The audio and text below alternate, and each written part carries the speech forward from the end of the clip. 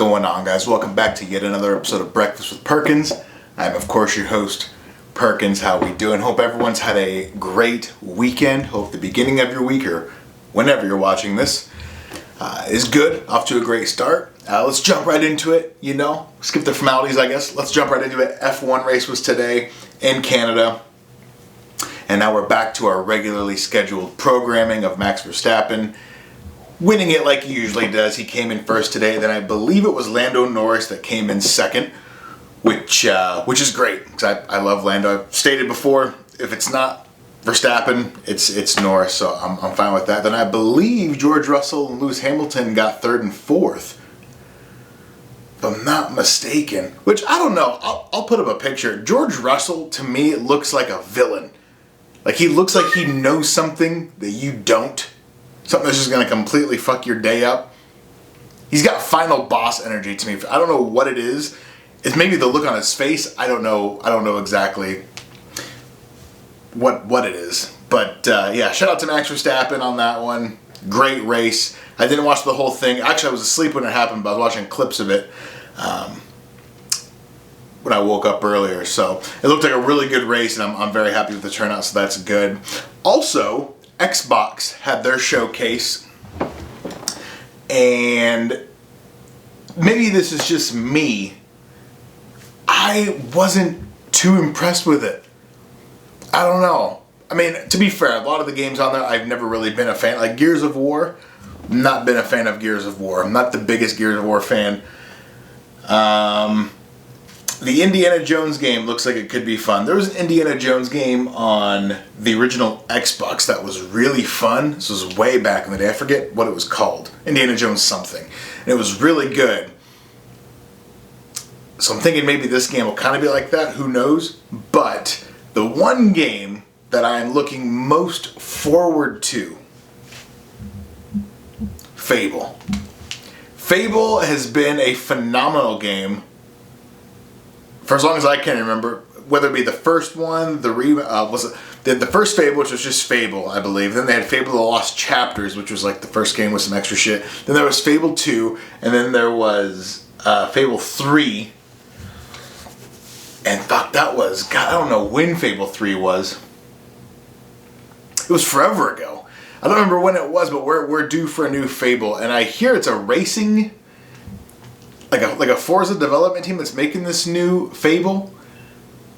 I don't know, but I have high hopes for it because I've been wanting. Actually, I might restart or re-download or replay. I mean, Fable, it was a really good game. I have no problems with that. But and then they had like Flight Simulator, which I'm not really,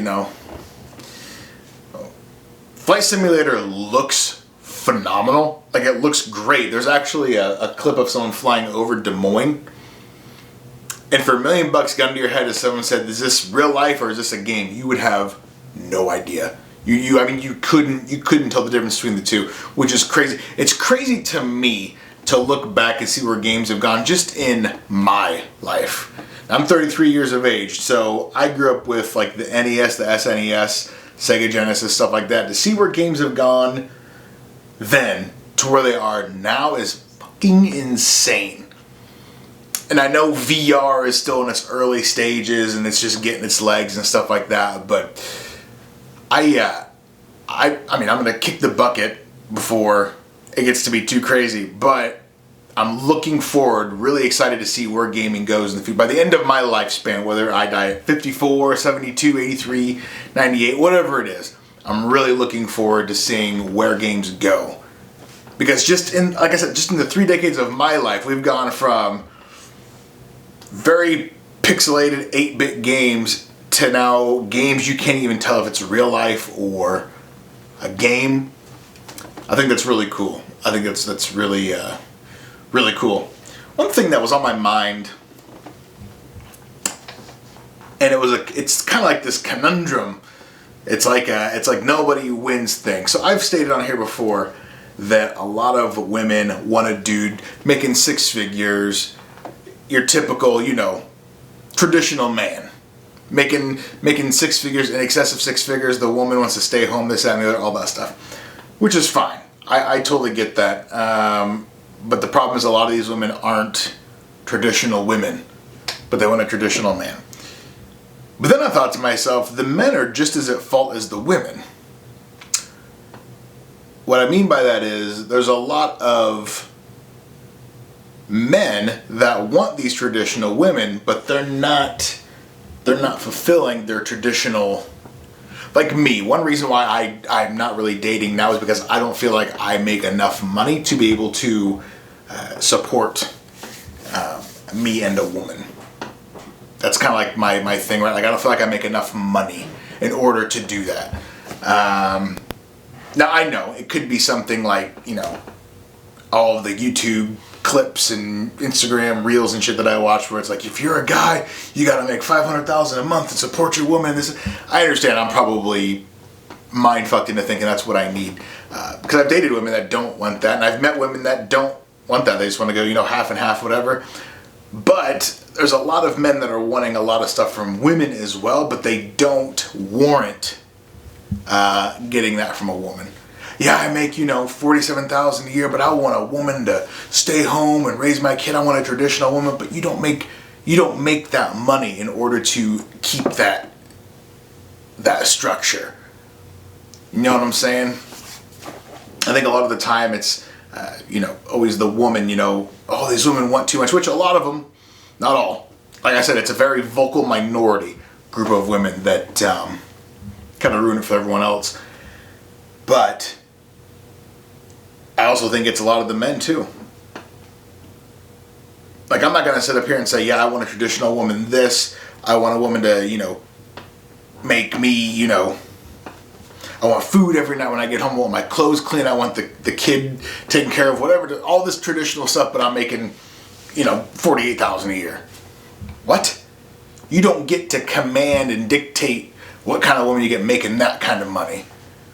You can get a good woman that's not going to worry about that, but I'm saying you can't demand what kind of woman at that level. You know what I'm saying? Does that make sense? I'm not trying to dog on dudes, and I'm not trying to dog on. I'm just saying it seems like the back and forth. Women want the man to provide, understandably so, but these women aren't traditional women. On the flip side, these men want these women to be traditional and stay at home and all this stuff like that, but the men aren't making the traditional money to be able to support him, her, you know what I mean? I don't know. Also, another thing I never understood, a lot of these women want to stay at home with kids, all that stuff like that. And I got no problem with that. As expensive as fucking daycare is, I get it completely. Shit's insane. What I don't understand is, how does a woman acclimate? Let's say she gets married. She's out of the workforce for, what, 5, 6, 7, 10 years, whatever it is. Let's say there's a prenup involved, or let's say she doesn't take the man to the cleaners like most do in a divorce. And so now she's just out. How does she reacclimate to getting back into the work world? If you go to hire or get hired for a job again, you got a 5 to 10 year gap in your resume. How's that? That doesn't look good.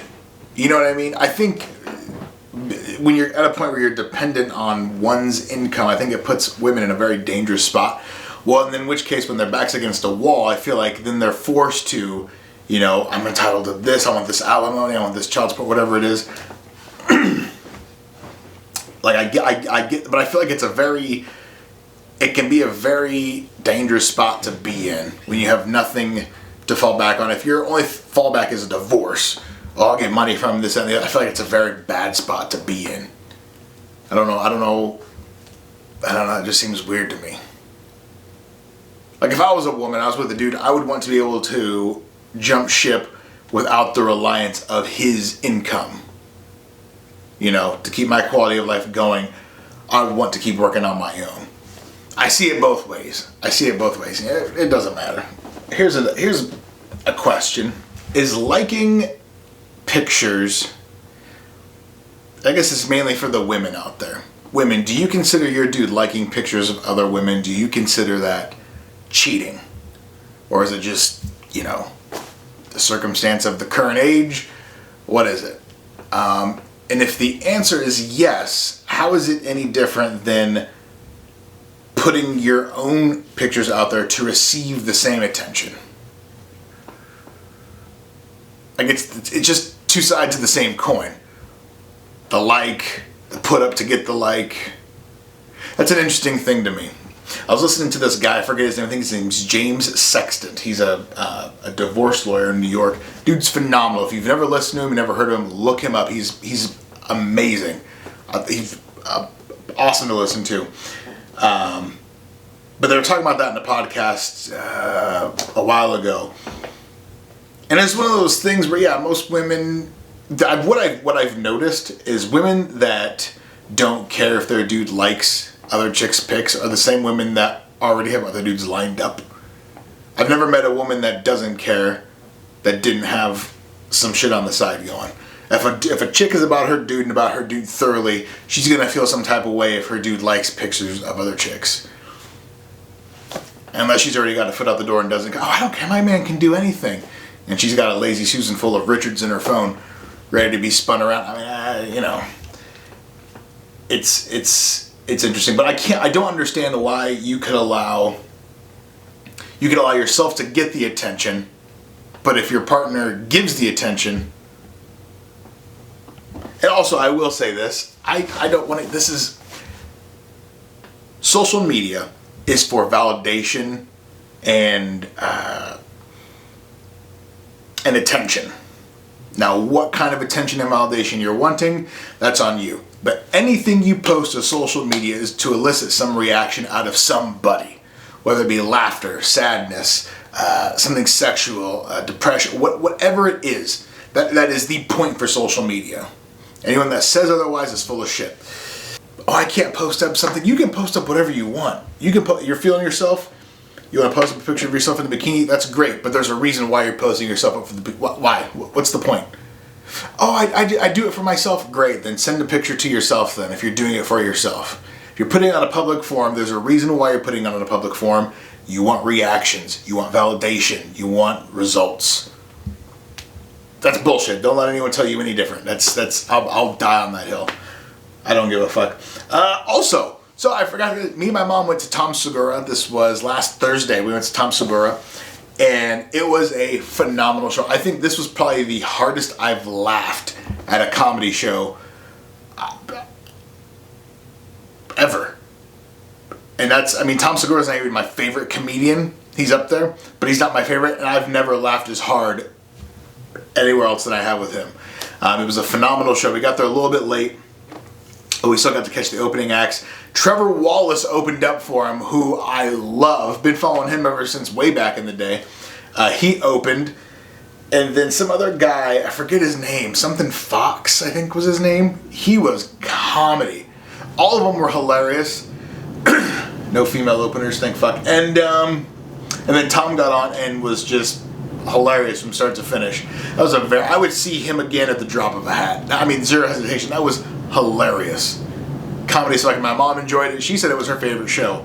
We're just saying something because she's been to a lot of shows, but I've been to some of the biggest names multiple times. And yeah, I laughed the funniest with him. So I would highly recommend Tom Segura. If you haven't seen him, check him out. Also, I will say Bert Kreischer, again, not funny. Bert Kreischer, I feel like would be Shane Gillis if Bert Kreischer was funny. Like, Shane Gillis, to me, feels like Bert Kreischer if Bert Kreischer was actually funny. That came out completely fucked up and wrong. Bert Kreischer's not. I do not get. But Bert and Shane both have kind of like that frat boy, bro type thing. But with Shane, it's funny. Bert, it's like, dude, your liver's fucked. Go sit in a corner somewhere. Can we just talk real quick how much I'm enjoying McDonald's getting their steak, egg, and cheese bagel back? That's phenomenal. That's. I think we're getting back. We're getting back, America. That's good. McDonald's needs to bring back their McSkillet burrito. Ah. But the steak, egg, and cheese bagel. One thing I've noticed though, I go to Chick-fil-A once in a while because their waffle fries are god tier. I go to Chick-fil-A But the thing that irks me about Chick-fil-A is it's the attitude, or lack of the attitude maybe. Like if I go to McDonald's and I ask for sweet and sour sauce and I hear, I had anything else on the other line, I'm like, I can identify with that. I know he's having a bad day. You know, he's who fuck knows what's going on. But when I get it to Chick-fil-A and they got something that comes to my window and says, "It's our pleasure to serve you. What can I get you today?" What kind of cult shit is that? Now I'm aware that it is a Catholic establishment, so the cult thing makes sense. But it's just weird. "Oh, it's my pleasure to serve you." What? But I will always go there for their cookies and cream shake and the waffle fries. They're fucking amazing. Waffle fries, a little bit of Chick-fil-A sauce, cut it out. And then those tenders, the 4-piece tenders, not really seasoned at all, but they are, they're good. Let's do Would You Rather. I haven't done one of those in a long time. Let's see here.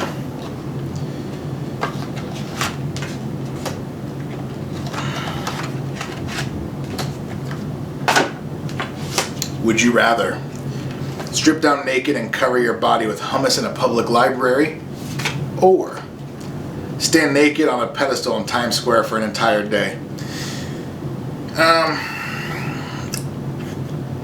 Yeah, I'm getting naked and covering the body with hummus in a public library. And the only reason, you're getting naked in both of them, but Times Square, if I'm naked on a pedestal and there's no monetary value involved, what the fuck's the point? I'm just sitting there, dick out, Times Square, you know. "What's going on, mister?" I'm not doing that. But the library, covered in hummus, I could do enough hummus on my body that you wouldn't know it was me in that library with my dick out. And the cool thing about it is the public library is literally like 2 blocks that way. So I could just go there, walk in, and then walk out. Hopefully make it back home before I catch a, what are those called? The fucked up part about that is too, is there's a school, elementary school right behind me. So then I'd have to move if they caught me. Can't have that around the kids.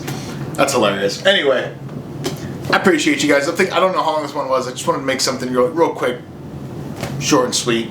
But yeah, like, subscribe, comment, thumbs up the video. I hope everyone's having a great week. I don't know what the fuck I'm talking about at this point. You guys have a good one.